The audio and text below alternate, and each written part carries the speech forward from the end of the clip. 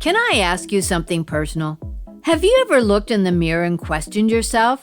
Like deep down, you wondered if you were good enough, smart enough, capable enough? That constant second guessing?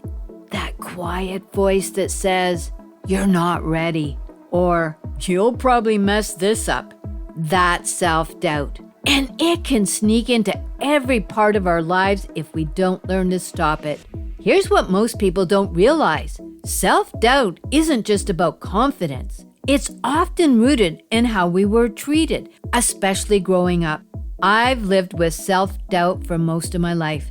It started in childhood, where I was often criticized, ignored, or made to feel like I just wasn't enough. And when that happens, we start believing it. We carry those messages into adulthood, into relationships, parenting, work, and even how we talk to ourselves. In this episode, I want to walk you through what self-doubt really is, where it comes from, and 9 powerful ways to overcome it and finally start believing in yourself again. Welcome to the Lessons for Life with Grandma Kate podcast. New episodes drop every Thursday, so hit that subscribe button and join me on this journey. And hey, if something here speaks to you, leaving a quick review helps others find it too. Let's start with what is self-doubt. Self-doubt is that little voice inside you that whispers, "You can't do this." It's a lack of trust in your abilities, your decisions, or your worth. And while it's normal to feel unsure sometimes, chronic self-doubt holds us back from taking chances, building self-esteem, and living a life we feel proud of. So where does self-doubt come from? For many of us, it comes from past experiences. Maybe someone criticized you harshly and it stuck. Maybe you've spent years comparing yourself to others, especially online, and convinced yourself that everyone else has it more together than you. But for a lot of people, especially those who grew up in emotionally abusive or critical households, self-doubt runs deeper. It doesn't come from what you did. It comes from how you were raised. Maybe you heard things like, "You'll never amount to anything. You're stupid. Why can't you just be normal like everybody else?" When you grow up with those kinds of messages, you begin to believe them. Even if you've done well in life, deep down, that old voice creeps in. You start second-guessing your memory, your worth, your decisions, everything. Sometimes this self-doubt is fueled by people who didn't know any better. Maybe your achievements were ignored or picked apart. Like in my case, if I got 99% on a math test, my dad always asked, "What happened to the 1%? Not just once, but every time. And eventually, it didn't feel like a joke. It felt like 99% wasn't good enough. Translated when I was a kid to, "I am not good enough unless I am perfect." Other times, it's about control. If you grew up with someone who set unrealistic standards or constantly shifted the goalposts,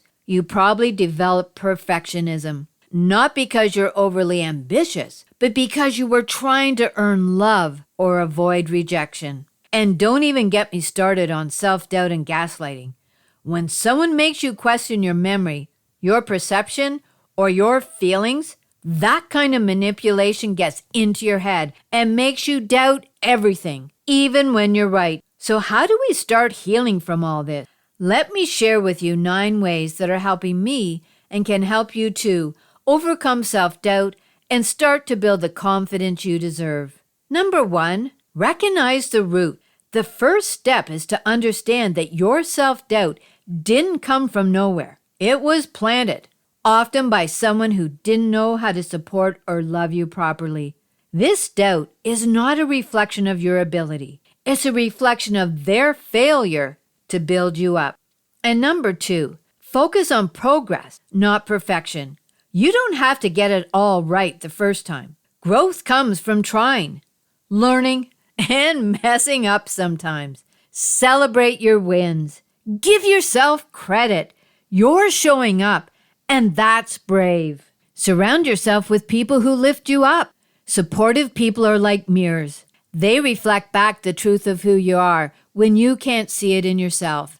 Spend time with those who remind you of your strengths and believe in your potential.